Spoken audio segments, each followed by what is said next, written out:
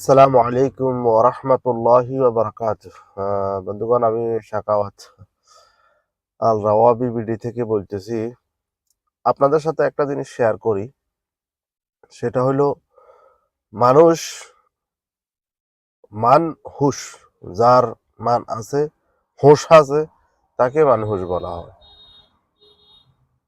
বন্যা কারণে বিশেষ করে ফেনী, নোয়াখালী, কুমিল্লার বিভিন্ন অঞ্চল মানুষ অনেক কষ্টে আছে, মানুষের অনেক ভোগান্তি হইতেছে বন্যার কারণে। কিন্তু আহ, আমাদের দেশের মানুষ এদেরকে মানুষ বলতে লজ্জা করে। কিছু কিছু ব্যবসায়ী, মানুষ বলতে তার ব্যবসায়ী ব্যবসা করে। আপনি ব্যবসা করবেন, আপনি পয়সা ইনকাম করবেন, ঠিক আছে, সমস্যা নাই। কিন্তু বিভিন্ন দোকানে যে সমস্ত পণ্যগুলা 10 টাকা ছিল, সেটার দাম করে ফেলেছে 20 টাকা।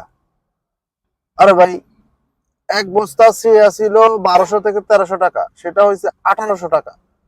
সকালে ছিল 1800 টাকা, বিকালে যাইয়া হয়েছে এটা 2600 টাকা, 2400 টাকা। ভাই কেন? কোন কারণে? আপনাদের কি টাকা দিয়ে কি করবেন?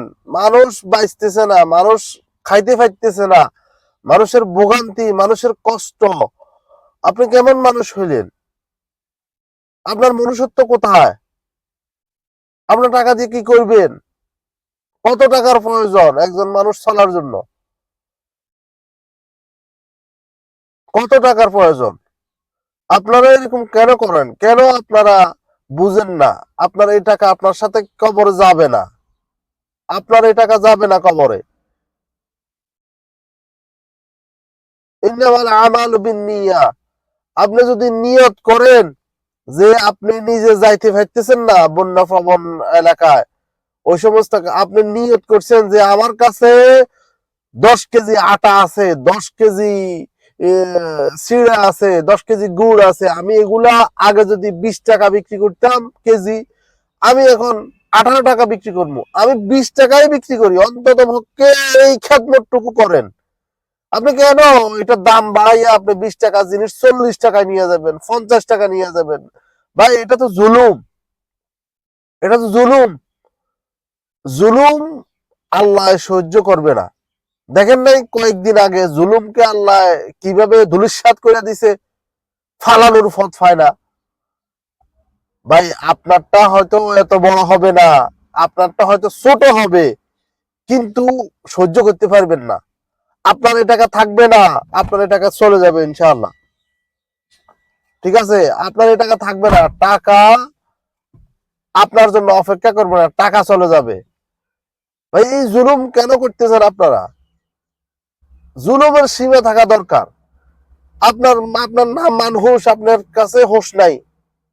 আপনি তো চতুষ্পদ জন্তুর থেকে আরো আপনার খারাপ। এটা কেন ভাই? দাম বাড়াইয়া আপনারা নিতে নিতে নিতে নিতে 10 টাকার জিনিস আপনারা 30 টাকা পর্যন্ত নিয়ে গেছেন। ভাই, দয়া করেন, অন্তত পক্ষে এই কয়েকটা দিন একটু দয়া করেন।